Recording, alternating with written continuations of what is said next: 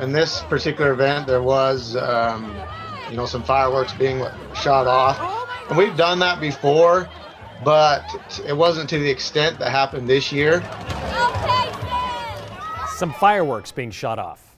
That video tells a slightly different story than some fireworks. And maybe you've seen it on social media. That disturbing video shows the Oakley Pioneer Days celebration rodeo. Oakley is a small city in Cassia County, a farming community southeast of Twin Falls, about 20 miles from the Utah border. Pioneer Days in Oakley dates back more than 130 years. The rodeo is one of the main attractions. And the last event, which you just saw, is the wild cow riding, where teams of 3 have to hold, saddle, and then ride a cow. And that mad cappery is capped off with a fireworks show. But those fireworks have been doing double duty during the last decade or so, evolving to what happened last weekend, or devolving, as many would put it, toward animal cruelty. Wild cow riding has wrapped up Oakley's Pioneer Days rodeo for nearly 3 decades. Oh my gosh! In the last 10 years, we've used some fireworks during the event to kind of, highlight the show a little bit and to, make it, a little bit more exciting, more wild. Sometimes it can make the cows harder to catch, harder to saddle and stuff like that. And it's been a tradition for rodeo organizers to shoot fireworks into the air from outside the arena, according to board member Cash Taylor. So how did those fireworks, which are illegal in Idaho, by the way, how did those make it into the arena? Yeah, so I mean, these are just some Roman candles that we had got. They had, just shot off a few Roman candles just up in the air outside the arena and just kept them up in the air. But the last couple of years, we've had some problems with people. They want to get involved, so they want to bring their own fireworks and stuff like that and think they can come in and join in the fun. They're not part of the group that puts on the rodeo.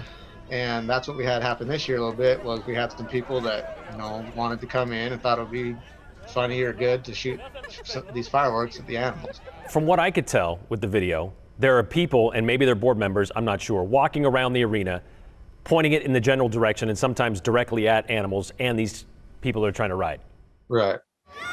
And some of the fireworks even bounce off some cows' heads. To an outsider who have seen this video or were there that night, that seems kind of nuts. Oh yeah, no, definitely, for sure. It can put off the wrong perspective of what we're trying to do there. It can put off the wrong points. I mean, it does look crazy, and it's a crazy event to begin with. Crazy isn't the only way other rodeo organizers would describe it. Crazy, ridiculous, non-professional. Yeah, if I was there, I'd probably got up and walked out. Gene Betts has been with the Caldwell Night Rodeo for 37 years. And he says stunts like this would never fly in Professional Rodeo Cowboys Association sanctioned events. Some of these small town rodeos like to get the crowd involved and get everybody kind of into it, fired up and having a good time. And there are various events that they could do that. Why is seeing something like this, why does that bother you so much? Well, it's totally not necessary. Where does it cross the line into animal cruelty? Did that do that? Well, I would say it certainly borders that, yeah. There's no reason why you would need to scare these animals. And you look at that, I mean, you got people out there in the arena too. Those fireworks, you don't care about the contestants or the animals? I don't know. Yeah, the whole thing just bothered me. Rodeo is supposed to, as you mentioned, kind of highlight the skills of the cowboy and what you do on a ranch, or what you would do on a ranch. This doesn't mirror that at all, in your opinion? No. You'd never see that fireworks thing on a ranch.